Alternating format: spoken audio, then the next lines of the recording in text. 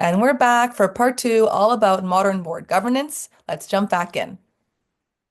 Randall, if I'm understanding you correctly, and that you're saying you haven't seen other board members get overly involved, I would say your experience has been unique, or this is over discussed in the public view. I don't know what to make of it, but there is an expression, noses in, noses out, fingers in, fingers out. Like, what does that look like to you, noses in, fingers in, if not over involvement? So noses in, fingers in is not something that more mature boards should strive to do. It should be noses in, fingers out, right? Because you have to. The problem with noses in, fingers in is that if the CEO says, "Okay, I got it. Okay, the strategy is set. Now we're going to execute, and we'll figure out the tactical plans, et cetera, et cetera." If all of a sudden the board members are in there diddling around, okay, the CEO has an out. They can say, "Listen, it would have worked if you just guys let me do my job." But instead, you guys are frustrating the process because your fingers are in, right? I mean, that's part of it. The other part of it from the board's perspective is how the heck can you evaluate somebody if you're so intimately involved in the delivery? Is it your intimate involvement in the delivery that will cause the success, or is it the CEO's leadership? Right? And so there's some reasons for that. I know, Rania, you and I have talked about this a lot. I know that in one of the boards you sit on right now, it's everybody fingers in, right? Everybody fingers in, Mhm. right? And the challenge there, guess what? That's an early stage board, right? That's different than a more mature board, right? Hopefully that particular board with some of your guidance, if you will sort of level up. Maybe it won't. We don't know. But I think that there's a difference. Certainly in the not-for-profit space, I would say as well. There's an awful lot more. Hey, the board is just the club of volunteers, right? The club of volunteers. Sometimes, for example, it's a question of, gee, the organization in that not-for-profit does not have budget to have professional staff to do things. So therefore, we have to rely on volunteers. And what better way to make that happen is well, we can reward them by being on the board. Or, gee, they've stepped up into the board, so therefore they're willing to put more of a shoulder to the wheel. We're going to use them for that. I've been on those boards too, right? And everyone knows what they're stepping into. What I will say though is that even if they step into that, there's governance issues that need to be addressed. There's issues of fiduciary duty in most cases. There's issues of following any regulatory regime, right? There sometimes might be personal liability issues. If the organization, particularly not-for-profits, have got a charter or bylaws, et cetera, that's a question of making sure that that uh, that you're running the organization and that the paid staff is um, following whatever those bylaws and any other regulatory constraints might happen to be. So there we go. Randall, you mentioned earlier ESG, and if anybody here has specific situations for yourself, I'd love to hear it. I do want to ask about DEI, diversity, equity, inclusion. Do you think this like express focus line item to consider is here to stay for the long term, or do you see it as a bridge? And what I mean by that is as our cities and communities and countries like see more diversity, we'll see more diversity in the boards to reflect the populations that they serve. Like, will that happen more organically?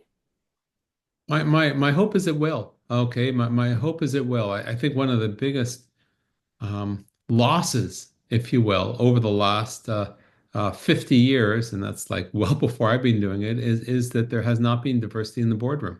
There hasn't been appropriate number of women, of people with different cultural backgrounds and perspectives and everything. And as a result, doing the work of governance is kind of we've missed a huge opportunity.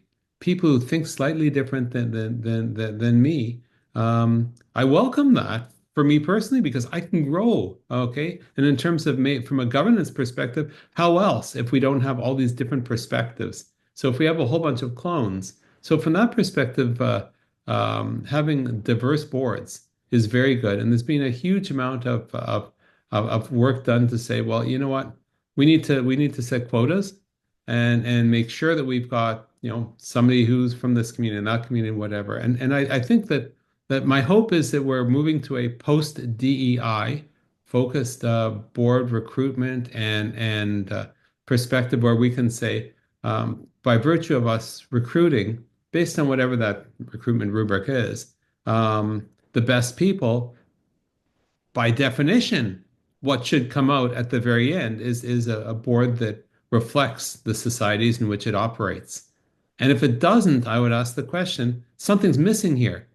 Okay, and it's a systemic issue that needs to be addressed, right? And so, I can't imagine, for example, serving on a board without women. I can't imagine serving on a board without different cultures. I just couldn't imagine it, right? But talking as an experienced, what is it, male, pale, and stale kind of guy, I also recognize that there's a lot of people who feel that, you know, um, using a quota-based system is almost a bit of a reverse discrimination. And I'd hate to see the rubber band sort of go so far to say, let's get rid of DEI because of one thing or the other that we missed the good parts that we needed to have right from the very beginning. So it's a very, very interesting one. My wife sits on a national board, which is very sophisticated, and they're very, very clear that of who they wanted on the board and why. Excuse me. And they ended up with a board that's filled with some incredibly, incredibly um, impressive individuals. I'll also say that, there's all kinds of board level education, ICD, for example, Innovation Governance Program, IGP, for example, for other boards. There's all kinds of board education that didn't exist even say 20 years ago or 10 years ago. It was very much in its infancy. So there's opportunities for people who've got an interest in this to say, okay, well, how do I more formalize it? For everybody else, you can knock on the Braintrust Professional Institute. We'd be happy to work with your board, right? Okay, or facilitate some training for the board. But listen, this is the kind of thing that I think that DEI particularly is long, long overdue. And the sooner we could sort of move beyond DEI, so it no longer is a thing, okay, that would be a good thing. Randall, talk to me about board assessment. How do we evaluate the performance of the board? And should this happen annually, or would that frequency be a distraction? What are the KPIs? Oh my. This is something that nobody wants to really talk about or do, just because it's very difficult. So in the smaller or the less sophisticated board, okay, this is a question of the chair, having one-on-one conversations, informal conversations with each of the people, saying this is the performance we've observed in the past. This is what's good. This is an area that we'd like you to work on. Okay, and for those with no money and very little sophistication, that might be enough, right? I wish there was more. But I think that the better boards need to be a little bit more sophisticated about it. In fact, they are. Okay, so for example, when somebody's onboarded, is there a set of expectations that the board member now knows that they need to hew to, right? Is there the post-onboarding conversation with the chair of the board saying, making sure that they understand everything? Is there training for people actually as they're coming on the board? Is there annual training for the board so that you could start developing a common vocabulary beyond what you just happen to do at the various meetings, right? Is there, for example, in the more sophisticated boards, is there a way to collect feedback on each of the members by the members, right? And finally, is how does the chair of the board get um, get evaluated? So there's a number of consulting firms that sort of specialize in this kind of work, right? And the short version is the world, we don't need to reinvent the wheel over and over and over again. Board members are not employees, right? In not-for-profit world, they're definitely not employees. They might even be paying members, right? In the corporate world, they may be the investor or investors, right? The dynamic is very, very different.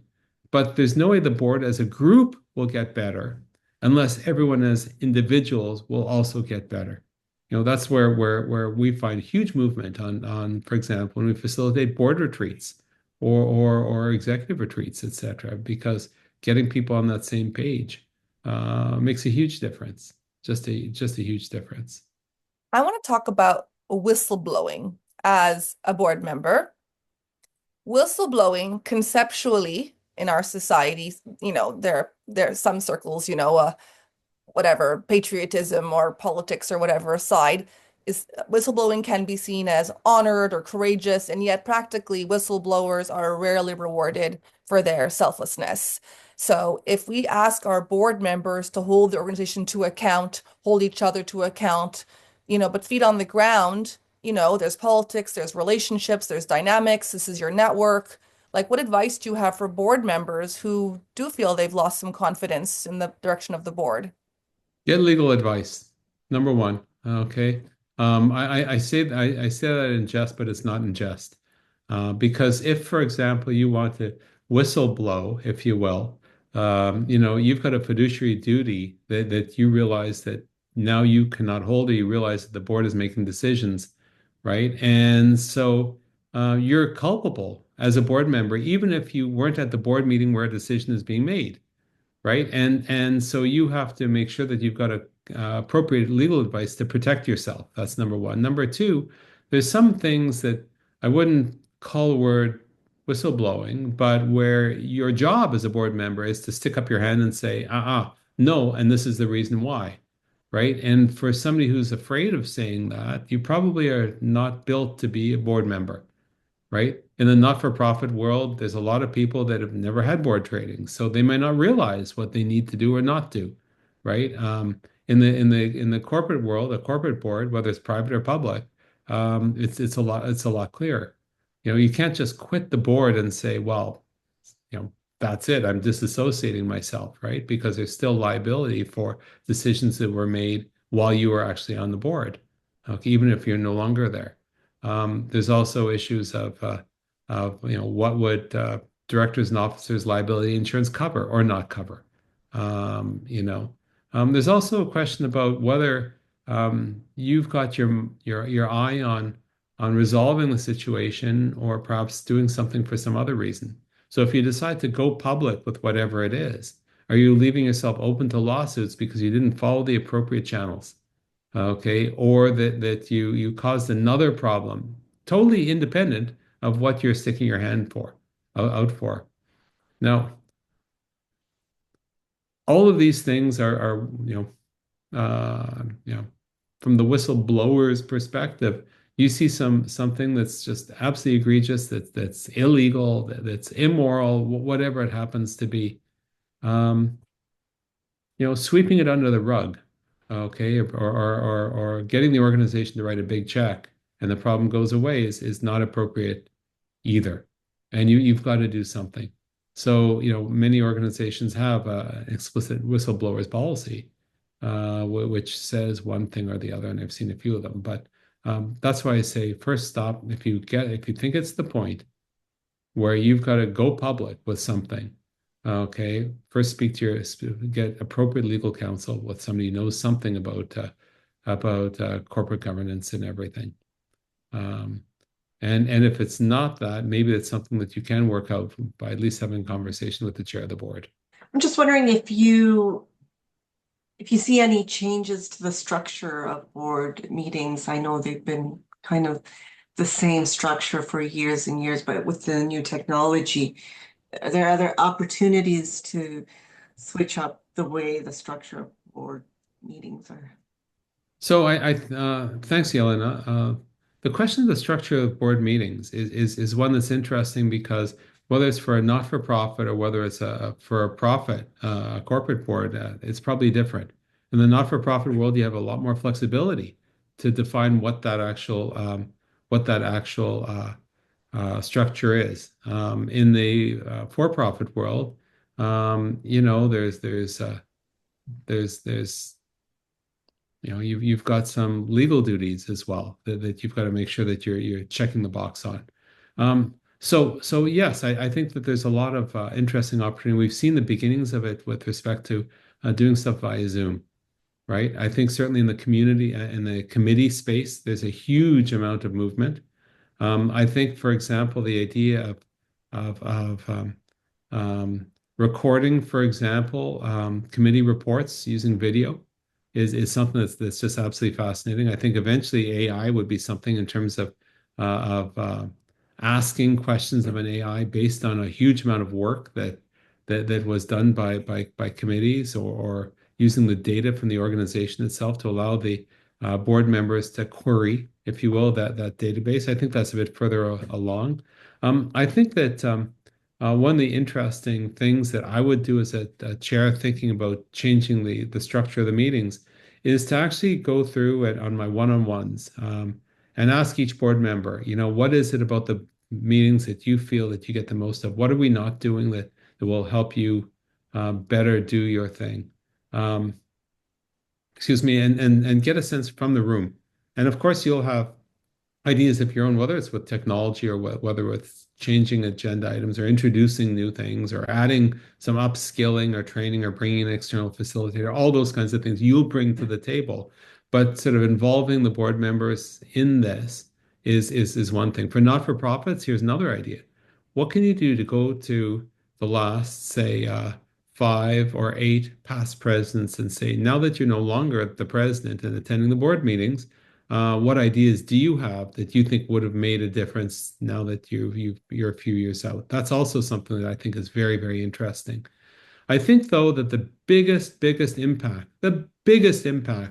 in both the not-for-profit and corporate board meetings is finding a way to make sure that, number one, the management actually does all the preparation needed so that the board members have the raw material early enough. Okay, I've been in situation after situation where the management, both in the corporate space and the not-for-profit space, oh my God, putting together the board package is a lot of work, right? It takes away from the day job of actually doing the work. So there's often a little bit of resistance to that, but getting it out and giving the board at least a week or whatever the standard is for your organization so that the board members can actually go through it. Okay, so now the board members no longer have an excuse that says we didn't get it until like a day or two before, right? So that gets rid of half the problem. The other half the problem, thank you, this is the job of the chair of the board to ensure that every single board member has actually gone through all that material beforehand, right? And that if they've got any long form questions, that they actually reach out to management, okay, to say, hey, listen, I had a few questions about such and such. Can I take a few minutes of your time? Because those conversations that take place in the week or so before the board meeting means that the conversations at the board itself are about far higher quality, far higher quality.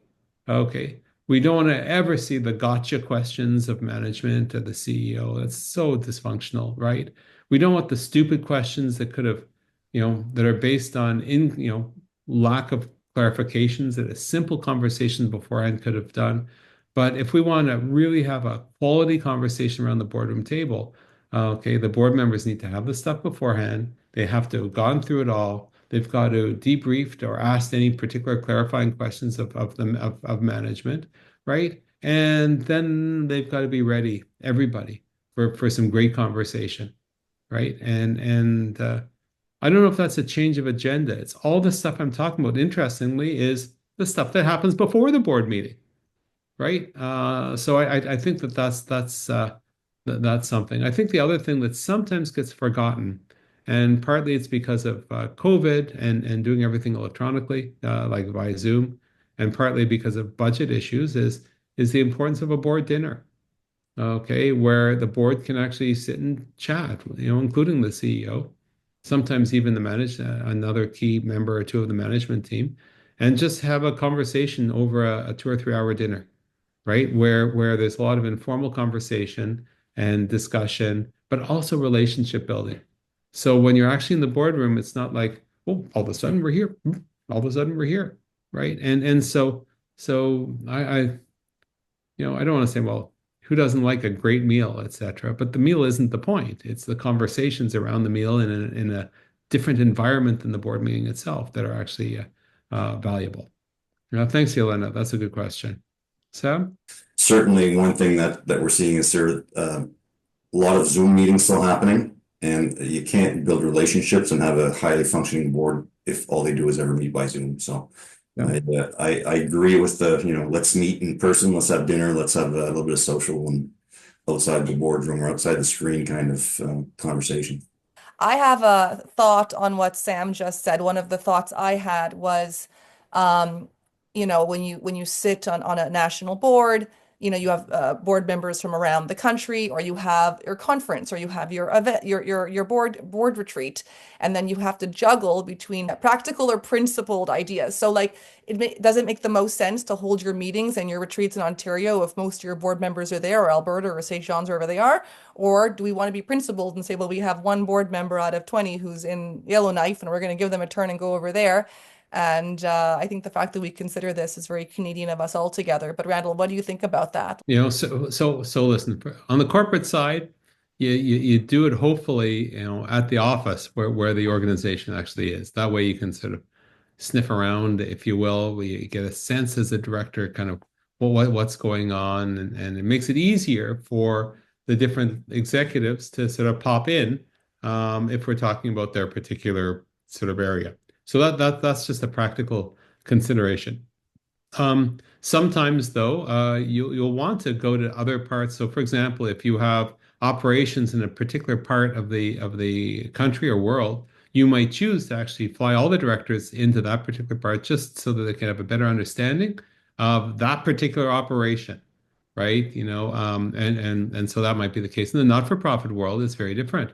Okay, there might be political considerations. If you're part of an organization, a federation that has got provincial institutes, for example, you need to spread it so that each, institute, each province or state can sort of be the host and do some of the organizing, and you get a chance to see what might be, as a board, might be a little bit more important for that particular geography. Not-for-profit world, sometimes the conventions go to different places as well. So, gee, because everyone's going to be at that convention, that conference, we're going to do the board meeting the day after or the day before or something like that. So we're gonna take advantage of the fact that everyone's flying there anyway, that we're going to do the meeting when we're actually all physical at that conference or convention. So it's really more a practical and sometimes a financial decision to do it that particular way.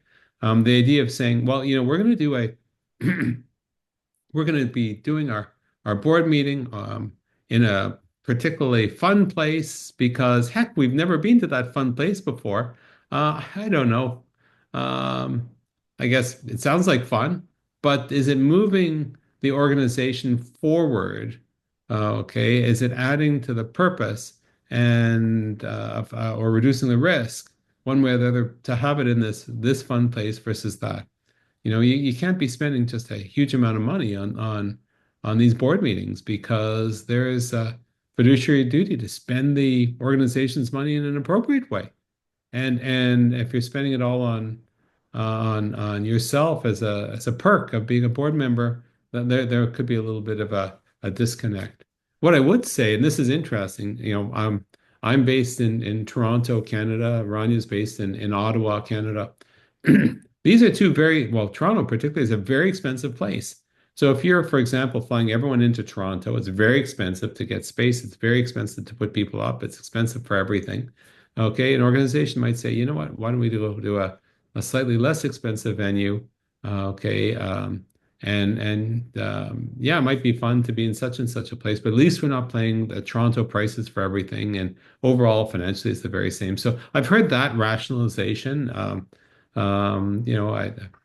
So fine if that works for your organization. Of course, you could do it. So, um, I think also sometimes we say, if we're gonna have a board meeting,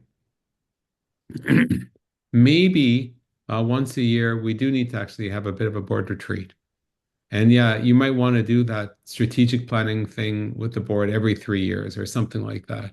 But on the other hand, maybe there's a whole bunch of other things that you can be doing together as a board that will improve, say, board operations or would improve the board and management relationships or maybe improve your ability to develop a common vocabulary so that you're doing your oversight work a little bit better. So those kinds of retreats, I mean, and they might not happen in the usual places, but if you have a, a retreat that's facilitated and a board meeting, etc., you can actually kill a couple of birds with one stone. And sometimes those are not in the usual place, particularly if it's just an annual kind of thing. What would be your ideal board composition, Randall, in terms of the knowledge and experience you would want around the table? The trend has been to bring on SMEs, the subject matter experts. We've also seen how that has impacted the overall strategic conversation and making that weaker at the board level. What would your Tiger team look like? The question of who I would want on the team, and I've built and sold a couple of my own companies, right? And so and I've certainly seen with a lot of other of the 100 plus that I've helped a lot of interesting things. What I would say is this, you know, yes, the CEO's got to be on the team, right? Because they've got to be intimately connected with whatever the board member conversation, the board conversations are. Putting aside, the in-camera part of the board meeting. So without a question that there has to be somebody who would function as called the financial lead. Eventually, that person would be the head of the audit committee or overseeing the budget and financial, but somebody who's a CPA who's experienced in that kind of work, without a question. I think there's got to be somebody on the board who's got legal experience, right? Who's a lawyer in the area, excuse me, that the organization is part of. I think that there's also a role for people who've been there and done that at the level that the organization is looking to actually move to, right? So it's not a question of saying, well, gee, we got to X size or X complexity. Let's look for somebody else who's done that. Let's get somebody on the board who's done the next thing, right? Or has got a lot of experience advising on the next thing. I think having having somebody nowadays who truly understands technology is actually really, really important. And understanding, technology operations is different than understanding, for example, the potential of AI or the risks of cyber, right? And so somebody who's got some degree of experience or knows how to ask the questions that need to be addressed there is pretty important. If you're thinking about going public, I think you need to have at least one person on the board who's got experience functioning as a director in a public company. I think there needs to be a couple of people who are independent directors from a regulatory perspective, right? Obviously, there's going to be some investors on the board as well. And so I know I've been talking primarily from um, primarily from um, corporate perspective, but I think the same kind of rules apply for the not-for-profit side, except for the fact that oftentimes you don't always get the chance to choose who your directors are. But that doesn't mean that you can't try and recruit for, train for, and build, if you will, a pool of potential applicants through the committee system and others who will have the particular skills needed. And so, the only thing that I'll add on the not-for-profit side is the whole question of succession planning is critically important. So, you ask somebody to be on a committee. They're on a committee, they seem to be doing very well. So you say, well, would you like to be the chair, the co-chair of the committee? So fine, they're now doing something at a higher level. They've now demonstrated capability. Well, gee, have you thought of being on the board? I think that you'd be a great board member. So that's fine, they're on the board, right? And then at that particular point, they might sort of graduate because they prove themselves up to the next level on the executive. Okay, be the chair. Okay, be the fill in the blank, whatever it is. But you need to build almost a farm system in the not-for-profit world to start to build the capabilities so that people can move into the roles that you're looking to actually take place. So, for example, it may involve having people function as co-chairs of committees. It may, for example, having people rotate responsibilities. If somebody's going to be on the board for, say, a 3-year period of time, after they've been in charge of one role, for example, after a year or 2 years, flip them to another one from a developmental perspective, right? Where are you actually, and what's the area, for example, that you're looking to build expertise? So we talked about the board retreat, for example. You think doing the same thing every single year is going to build capability? No, of course not. So you've got to make sure that the topics in the retreat are ones that build the board capability as a whole, right? So who would I want on the board? I want people who think differently than me.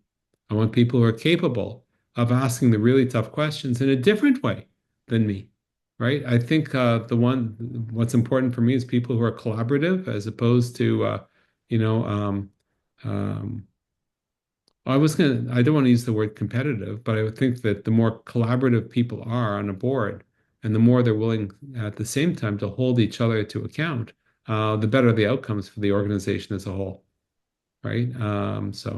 And I think you've got to find people who've got skin in the game, whether it's in the not-for-profit world or the for-profit world. They've got to be all invested in the success of the organization because as a director, you've got that, duty, in fact, to make that happen. I'll ask one more question. It's hard to choose from all of my questions that I have, and then I'll give the last word, Randall. In preparation for this topic, I went about doing a little bit of a land survey of the webinars and podcasts and content out there about board governance and what's there. I listened to hours and hours, read and scanned, and now I can listen on 1.5 or 2 times. So you're consuming a lot, right? And as a novice board member, I was very, all the way to do IGP with Randall, level 1, 2, and 3. I was very surprised at how rudimentary and theoretical and not interesting and not practical what I was encountering was available. And I was wondering, how can it be that it's so vanilla? Is it that the real excitement is happening behind non-disclosures, those kind of agreements? Like this, the learning can really only happen on the job. So I think in a certain sense, a lot of learning does happen on the job, and that's quite unfortunate because if people had that training beforehand, it'd be a lot easier. Like whether, if they have proper orientations, for example, if they have proper onboarding, if the board believes that their function is important, that they're actually investing in things like retreats or the upskilling or development of appropriate rubrics and all. The fact that there's like very poor stuff on YouTube, other than our stuff, of course, right?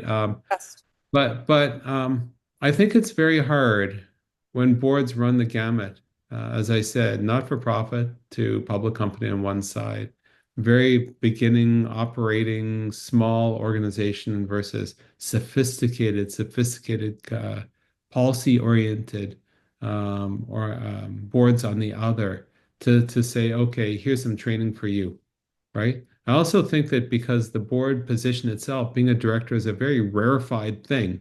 Everybody's got their own path of professional development that's needed, right? And so, where is that, right? I mean, honestly, reading this tome, okay, it helps on the legal side dramatically, but it doesn't make people, it's not a bestseller, what I just put up, right?